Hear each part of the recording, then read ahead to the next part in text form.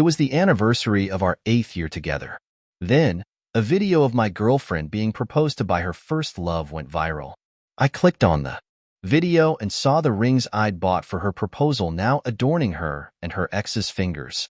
Her so-called best friends and childhood pals flooded the comments with likes and blessings. I added my own, a terse, locked. Immediately after, my girlfriend called, her voice impatient. Don't be so cold-blooded. After I finish these 100 little things with him, I'll come back to you. I chuckled mirthlessly and blocked her number. The video of my girlfriend, Lily, being proposed to by her first love, Daniel, had gone viral on the local platform within 4 hours. The news was pushed to me 5 or 6 times. Comment sections and marketing accounts were gushing over their romantic gesture, calling them a match made in heaven. A wave of nausea washed over me, and I lost all appetite for the elaborate dinner I'd prepared. I got up and dumped it all in the trash. Today was supposed to be my 8-year anniversary with Lily. After 8 years, I thought we were finally ready for marriage. But earlier this year, Daniel, Lily's high school sweetheart, returned. I intended to have a serious talk with Lily tonight, and she'd agreed, promising the evening would be ours alone. 2 days ago, I had bought the engagement rings, but this afternoon, she said she had a last-minute work emergency and asked me to wait. So I spent hours cooking a feast, waiting until midnight. Instead of Lily, I got her viral proposal.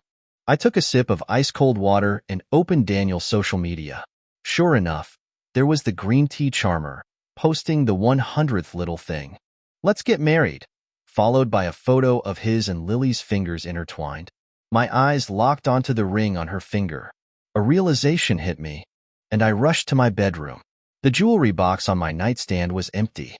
The engagement rings I'd bought were gone. So my dear girlfriend, the woman I intended to propose to, had stolen the rings I'd prepared and given them to another man to use in his proposal? My chest burned with rage. I was still wearing the simple silver ring we'd made together at a craft store back in college. Lily had cried when we'd exchanged them, hugging me and making me promise her a grand wedding. I'd held her close, thinking, I'll work hard and buy Lily an even better and more expensive ring one day. Until this morning, Lily was still wearing that silver ring. Now, while she had my diamond ring on, the one doing the proposing was not me. I watched their viral proposal video again. Lily looked surprised. Daniel knelt on one knee, kissed her hand like a knight, and produced the rings from a box. People recognized the brand. The slogan was "One ring for life, one love." The crowd cheered, but my heart sank lower with each second. Daniel placed the ring on Lily's finger. In the midst of the cheers, they shared a deep, passionate kiss. My hands shaking, I dialed Lily's number. Daniel picked up. Just as she began a hello, Lily snatched the phone away. She grumbled, "Why are you answering my calls while I'm showering?" Clearly, the proposal and kiss had directly led to them going to a hotel. No time wasted, indeed. On the other end, Lily cleared her throat, realizing I could hear them, and asked in a cold voice, "What do you want?" I gritted my teeth. She was clearly oblivious to her heroics going viral. "Where are you?" I demanded. "At work, overtime. Make it quick." I heard rustling, then Daniel seemed to rest his head on her shoulder, whispering, "Honey, I'm gonna take a shower." Lily hummed in agreement. She thought I couldn't hear what was happening on her end. I sighed and said, "Lily, this is over." "Ethan, what are you doing?" "I told you I'm working overtime." She paused, her tone annoyed, almost a warning. "I'm not kidding." I hung up immediately, enraged and frustrated. I packed a bag and checked into a nearby hotel. I switched my phone to airplane mode and collapsed onto the bed, not waking until noon the next day. The moment I turned on my phone, a barrage of messages from Lily flooded in. "Weren't you supposed to wait for me at home? I'm back, but you're gone. You lied to me. I worked until now, and you threw away all the food? Where are you? You're not picking up. What's the big deal? Are you being jealous of Daniel again?" Seeing that I wasn't responding, she called 6 or 7 times, but I had airplane mode on, and none went through. After hesitating for 2 seconds, I decided not to respond to her angry messages. Since Daniel returned, Lily was at his beck and call. Daniel had told her he was suffering from depression in his overseas life and that he wanted to end his life every day.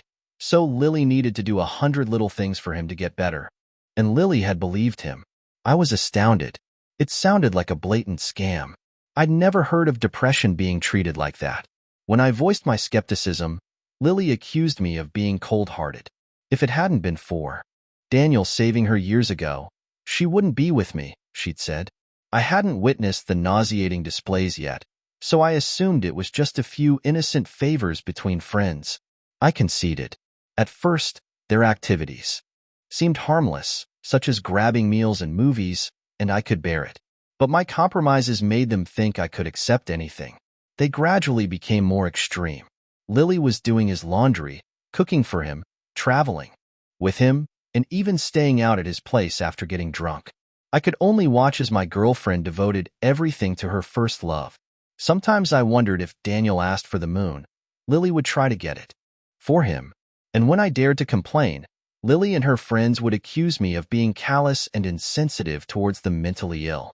Lily thought that once she'd done 100 little things for him, he would get better, and we could go back to the way things were. I now realized how foolish I'd been to believe her. After 100 things, Daniel would simply say he wasn't feeling better, and there would be another 100 things to do. Since deciding to let Lily go, my work productivity had skyrocketed. My manager even joked that I seemed eager to compete for the company's overseas training spot. I smiled noncommittally. That evening, as I walked out of the office, I saw Lily waiting for me under a street lamp. She was stunning. Passers-by couldn't help but glance at her. If not for what happened, I would have rushed over, wanting to show her off to my colleagues. But Daniel was like a thorn between us. I only felt pain when I saw her. I pretended not to see her and walked in the opposite direction. She called my name and ran toward me, trying to hug me. I stepped aside to dodge her. She stopped, arms frozen in the air, her expression somewhat awkward. "Ethan, what's wrong?" Seeing I didn't respond, she took my hand, looking pitiful. "What's wrong again? I didn't even go see Daniel. What else do you want from me?" I sighed and pulled my hand back. "Nothing. It's not appropriate to hug like that outside the office."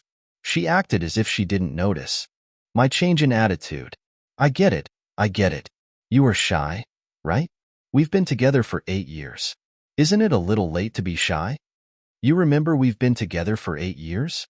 But you spent our anniversary with your first love." She paused, realizing her mistake. She chuckled sheepishly and leaned closer. "I was wrong on the anniversary. Come to my place tonight. I'll make you dinner." Her tone was intimate and gentle, completely unlike her coldness the other night. Her acting was impeccable. I was going to refuse, but with all of our co-workers watching us, I didn't want to become a source of gossip, so I reluctantly agreed. I got into her car. I almost didn't recognize the interior. The decorations we had chosen together had mostly been replaced with Daniel's things. I didn't say a word. Lily made awkward small talk on the way. I ignored her. When we arrived at her apartment, I almost laughed out loud. Daniel's sneakers were scattered at the entrance. When I visited before, Lily insisted that I place my shoes neatly. Why? Was Daniel exempt? Inside, Daniel's shirts were strewn across the couch, and Polaroids of the two of them were scattered across the coffee table. In the pictures, they were on a Ferris wheel at an amusement park, one that we were supposed to go to together. I walked around her living room, then looked directly into her eyes. I saw a flicker of uneasiness. She tried to speak several times, but gave up. Since Daniel returned, it was the first time that I had a chance to really look at her. She was wearing a fitness tracker that matched the one Daniel had on. There were also some faded red marks on her neck. Even the shirt she was wearing matched the ones on the couch. Her place was practically there. Love nest. I didn't know if they were living together, but for all 8 years of our relationship, Lily had never allowed me to leave my things lying around her house. Lily seemed to notice my sharp gaze. She looked away and then, finding nowhere to hide, took my hand with a coquettish gesture. "Ethan, Daniel and I are done. Don't overthink it. I just haven't had him pick up his stuff yet." Let me have him come and get it right now, okay? Don't be mad. She grabbed her phone to send Daniel a text, and I saw that her lock screen was a photo of her and Daniel. I pointed at her phone and asked, "You guys really are done?" She quickly hid her phone behind her back. "Yes, we are. I just haven't had the time to change it back yet. Don't read too much into it." "Is it me reading too much into it, or are you doing too much?" "You know," I said blandly. Just as she was about to retort, Lily's phone rang. Daniel's name flashed on the screen. "Answer it," I said. She answered, looking guilty. After a few sentences, she looked troubled. Daniel said he was feeling sick and wanted me to keep him company. I was silent as I watched her face fall. My heart sank. I knew that she would never really be done with Daniel. The moment she agreed to that stupid favor, she would be bound to him. "Go ahead," I said. "I'm tired from work anyway. I'll just head home." "What do you mean? Why are you acting so strange? What did Daniel do to you?" Lily seemed to have ignited like gunpowder, her anger flaring. I found it weird. If I said she couldn't go, she would call me callous. But when I told her to go, she was still unhappy. I started to laugh. "So what do you want me to do? Do you want me to tag along when you go see Daniel? Do you think I have a thing for watching my girlfriend being lovey-dovey with someone else?" Lily froze for 2 seconds, then slapped me in the face. "You're just trying to paint me as a slut. If you want to break up, just say it. Don't play these games." I laughed coldly. "I told you I wanted to break up on our anniversary." Lily angrily pushed me out of her house. "Then go. Get out of here." I nodded and left without looking back. Once home, I realized that her fingernail had scratched my face, and the cut was bleeding. I dabbed the wound with rubbing alcohol. The skin around the cut was already swelling. After treating the wound, I cooked some noodles. Just as I put them on the table, my mom called. "Ethan, are you doing okay?" Hearing her gentle voice, I felt like crying. Lily had said she wanted to start her own business, and I had also wanted to make my mark, so I had given up my chance to join the family business and stayed to support her. Years later, Lily hadn't succeeded in her venture and had gone into sales at a company. I was still just an office worker, not able to show my parents any success, and my love life was a mess. "I'm fine," I said, trying to sound normal. "If you're too tired, come home. Your father and I have a big company. It's not like we can't take care of you." My mom seemed to hear the sob in my voice. "Mom, I'm aiming for the overseas training opportunity at work. I'm doing great. You guys take care of yourselves too." As I spoke, tears streamed down my face. I was overcome with guilt. Home wasn't far, but I rarely visited to be with Lily. I decided that after securing my overseas training, I would immediately go home to be with my parents. That night, as I was falling asleep, Lily suddenly called. "Ethan, have you eaten yet?" Her voice feigned concern. "It's midnight. What do you think?" I replied, some anger in my tone. "Is it wrong to care about you? What is your problem?" She raised her voice. Then she realized her tone was too harsh and softened her voice. "I didn't mean to hit you this afternoon. Don't be angry."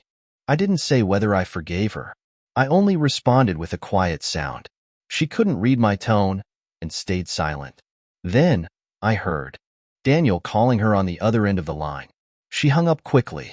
Half an hour later, Daniel sent me a message, a few pictures, without a word. The photos were taken in a dimly lit room that had a cozy vibe. Lily was curled up beside him, fast asleep. I rolled my eyes and replied, "You're pathetic." Then, I blocked both their numbers.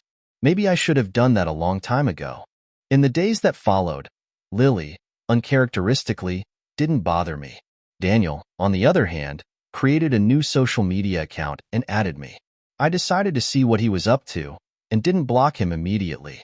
He often sent videos bragging about how lovingly Lily was taking care of him.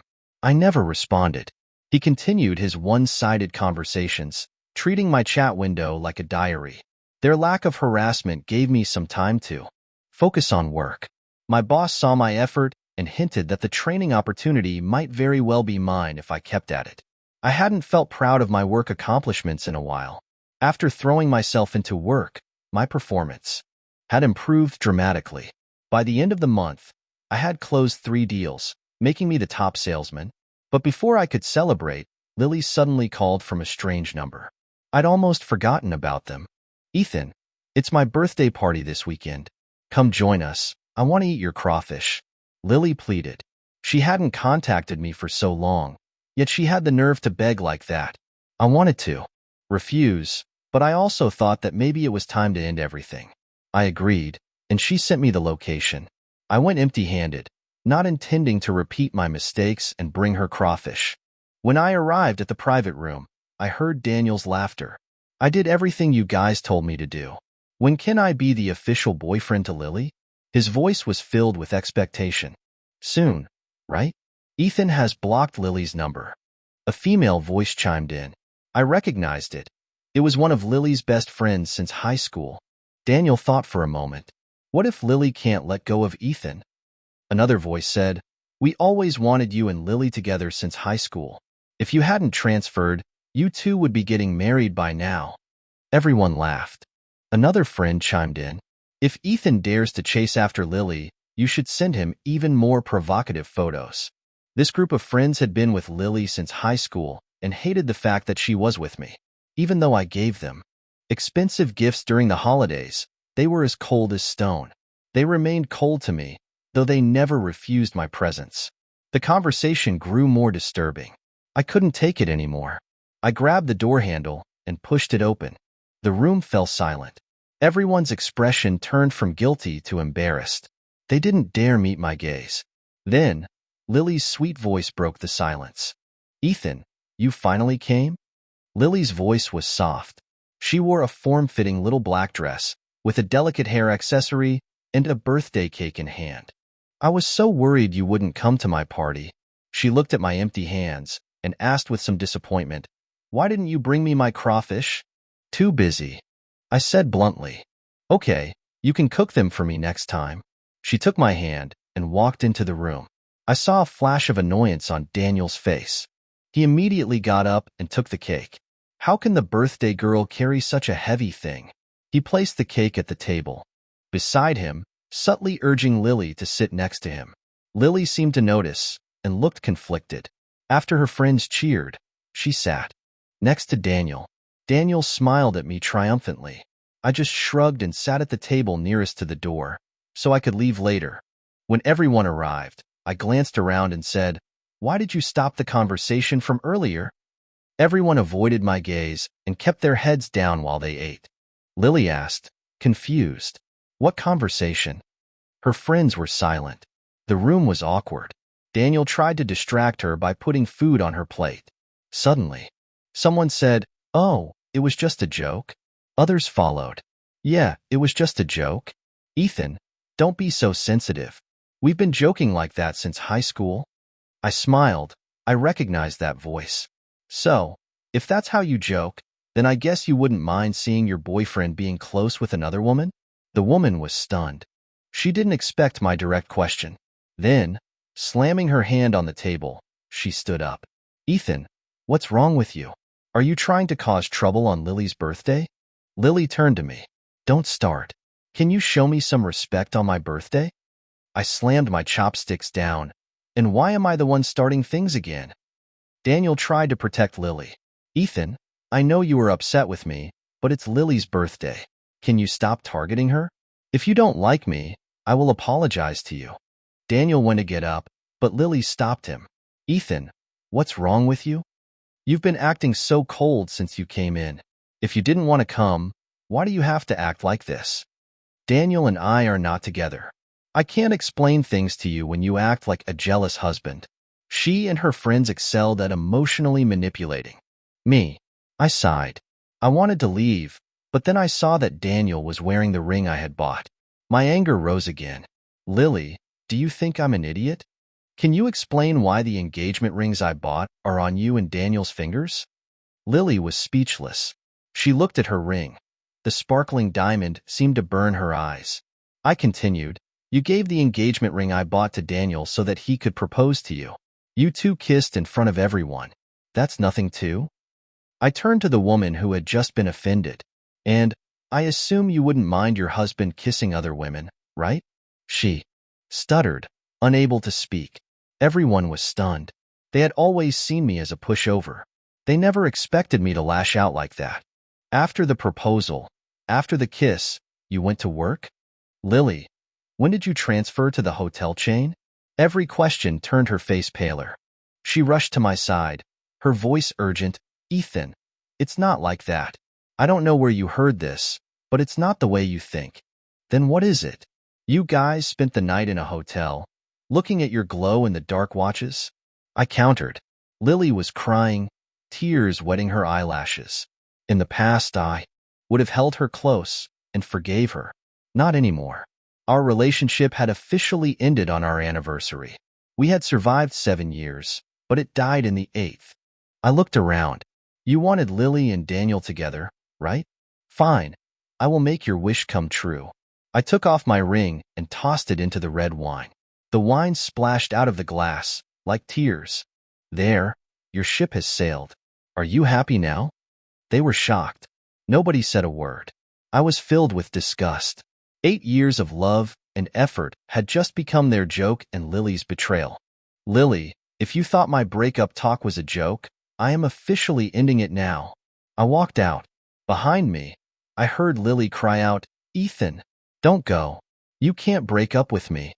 Even though 8 years couldn't be easily forgotten, if I turned back now, I would be a fool. I threw myself into work. My results impressed my boss. She stared at my sales report and finally said, Are you in need of money? I laughed and said no. She asked me why then. I told her I just wanted to show my parents some progress. My boss smiled. Without another word, she signed the overseas training form. I had secured my spot. I was grateful for my boss's help and asked her out for dinner, but she declined. Instead, she smiled and said, If you really want to thank me, take my cousin out this weekend. She is driving me crazy lately. Her tone was loving. I thought it would be a little kid, but turned out that her cousin is just 3 years younger than me. I listened to her and spent the whole day with her cousin. That night, I invited her to a fancy restaurant. After dinner, I took her home. On the way, she told me that she was going overseas to study for her master's degree next month. It turned out that it was the same country as my overseas training. If the dates match, maybe we can go together, she said, smiling. Sure, it would be nice to have a travel companion, I replied. I walked her to her gate, and after watching her go in, I left. But a few steps later, I saw Lily. She was staring at me. She looked tired. Ethan, you're breaking up with me because of that woman, right? She yelled. I looked at her, but didn't reply. She grabbed my hand. Ethan, don't leave. I haven't said yes to the breakup yet, she shouted. I sighed. She thought that if I did not reply, it meant I was still willing to consider our relationship. You don't want to break up with me, right? We've been together for 8 years. You had a moment, and now you can let it go? Just apologize to my friends, and I will forgive you immediately. I laughed. Lily, do you have no shame? You want me to apologize to those friends of yours? And who forgives who? You know it yourself. Don't even think about manipulating me again. I shook off her hand and headed home. But Lily chased me all the way to my gate. When are you going to stop following me? I said, irritated. She froze, a trace of panic in her eyes. She grabbed my hand again. Ethan, don't break up with me. I misspoke just now, and I apologize to you. Please don't leave me. Lily, I am not the one who left you, I said quietly. Since you agreed to those 100 little things for Daniel, it's not me leaving you, do you understand? She was stunned and started to reply, No, it is not like that. Then, her phone rang. She answered it, her hand shaking. On the other end, Daniel said weakly, Lily, can you keep me company? I am so sad, so upset. She pretended to be angry and told him off. Go to the hospital if you're sick. We are over. Don't call me. Ethan gets jealous. Then she turned off her phone. I don't get jealous. Your things don't have anything to do with me. Don't blame things on me. I already talked to him. Don't be angry. Lily was still begging me. It was the first time I thought Lily was so stubborn. She was like a clingy, unwanted sticker. It was so hard to get her off of me. Don't come after me, I said. I thought that she would stop. Then, the next day, she started to mail things to my office. Couple mugs, handmade ceramics, and the ring she stole was returned. She was there. Every day, rain or shine. She did not care whether I paid attention to her. Her actions affected my social life at work. Then people started to say that I am a cold, heartless boyfriend who gives his sweet girlfriend the silent treatment. When things started to get out of control, I warned her. If she followed me again, I will resign and leave the city. It was at this moment that she realized her mistakes and asked me not to leave. She begged me to forgive her and said that she was willing to treat me 1,000 times better. I only said, belated love is cheap. Then, I told the front desk to reject all her deliveries. I took a half-month break and went home. My parents were happy to see me.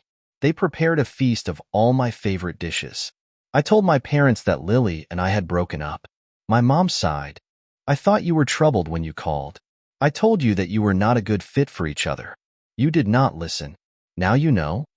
My dad joked. I told you to come home and inherit the company. You didn't listen. You still want to start your own business? I still want to start my own business, I answered. I got the overseas training. My dad laughed out loud. All right, I don't care. As long as you feel good about it, I don't care what you do. Just remember that we will always be your backup, my mom said. I nodded, eating the food, and my tears almost fell again. When will you be going overseas? My dad asked. Around 1.5 years. Spending 1.5 years overseas meant that I would not be able to see my parents. I had neglected them to be with Lily. Now I would spend another 1.5 years away from them. My mom saw my hesitation and placed some fish on my plate. Don't hesitate. If you make the choice, you must follow it. Don't worry about us. Our company is doing well. We might even have a business overseas. If you don't come see us, we will visit you. Go do what you need to do. Mom's words put me at ease. I laughed through my tears. My parents were supportive.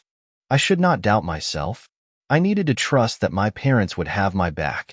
I thought hiding at my parents' home would make Lily give up. But 1 week later, Lily appeared at the door. I was about to shut the door in her face, but my mom said, "It is not our way to keep a young woman out of our house. Let her in." I sighed and opened the door. When Lily saw me, her eyes welled up with tears. She was much thinner. Her round face was now sharp, and her eyes looked exhausted. She greeted my parents before looking at me. She probably thought we could still reconcile. She did not want to talk in front of my parents, so I politely brought her to my study room. She was about to throw herself into my arms, but I moved away. She bumped into my table behind me. "It hurts, Ethan. Won't you rub it for me?" She was still trying to beg me with habit. I only felt it was pretentious. "It's not appropriate," I said coldly. "What do you want to say? Make it quick." "Why is it not appropriate? I am your girlfriend." She moved closer. I pushed her away. "I have told you that we broke up. Please respect yourself." "I don't want to break up. Why do you have to break up with me?" "You don't know?" I said directly. "Is it Daniel? I told you that I just wanted to help him with his depression. I can't be with him. I only love you, Ethan. Daniel saved me, and he is depressed. Is it wrong for me to repay his kindness? Or do you want your girlfriend to be heartless and ungrateful?" There she went, guilt-tripping me again. I had enough. I decided to be uncivilized and live a little. "You're right, you should repay him." I let go. "What are you not happy about?" I said. She was speechless. "Don't worry, I will not stop you from repaying him. I will not say a word if you decide to marry him." When she heard those words, her tears started falling. "Ethan, why don't you understand? Are you still angry about what happened last time? I did some research, and my friends were out of line. I swear, I will never see them again." "Okay. You have to believe me. I really did not do anything with Daniel. I was tired. We have been saying the same things over and over again." She said that there was nothing, but they went to a hotel together. She said there was nothing, but there were love bites on her. How could I believe her when she said there was nothing? "No more, just go. We should go our own ways," I said. My words hurt her. She seemed To have calmed down, she stared at me, silently, tears streaming down her cheeks and onto the ground. Lily finally left. I do not know if she will let me go. She always thought that I was a dog who would chase after her. If she had been faithful, I might have chased after her forever. Since she wanted to play double, I had to choose myself. Time flew. It was time for me to go overseas. I went to the office to get the paperwork, and the boss called me to her office. After some small talk, she said, "What do you think about my cousin?" "She is a nice girl," I said carefully. The boss laughed and patted my shoulder. "Don't be so formal. Can you do me one more favor? I just got your paper for your training. You and my cousin are going to the UK on the same day. Could you please take care of her?" I understood the meaning between the lines. I had a good impression of her cousin, Claire, an optimistic and easygoing person. It wouldn't be bad to get to know her better. I agreed. In the days following, I completed my job handover, and Lily had completely disappeared from my life. On the day of my departure, Claire and I were headed to the gate. Then, Lily appeared. She was wearing a hospital gown, and her wrist was not wearing Daniel's fitness tracker. She was wearing a hospital band. She looked pale and weak. She saw me with Claire and cried out, "Please don't go. Don't leave me." Her voice was extremely humble, but my heart was calm. I was only sad about my past self. Why did I used to be so pathetic? I had begged you just like this, but you did not even look at me. Now that the roles were switched, I wonder if you could even remember how pathetic I was. Ethan, I was so sick thinking about you. Please forgive me. Lily was still begging. I sighed. Stop with the theatrics. Let's stop hurting each other. It's over. You said that you would love me forever. You can't take back your words. The boarding announcement was made, and she started to panic. She was about to grab my hand. Before I could pull away, she received a message. From Daniel. He said nothing, but sent a picture of himself on the rooftop of a high building. He looked like he was going to fall off any second. Lily saw the picture and slowly pulled her hand away. I knew, since she had agreed to those 100 little things, she could never come back. I glanced at her and helped Claire carry her bag. I turned off my phone before the plane took off, blocking all their contact information, and set my phone to reject all unknown calls. When the plane took off, I felt a sense of freedom. The plane soared through the clouds, and sunlight shone through the window. Like my life, after 8 years, I was born again. The end.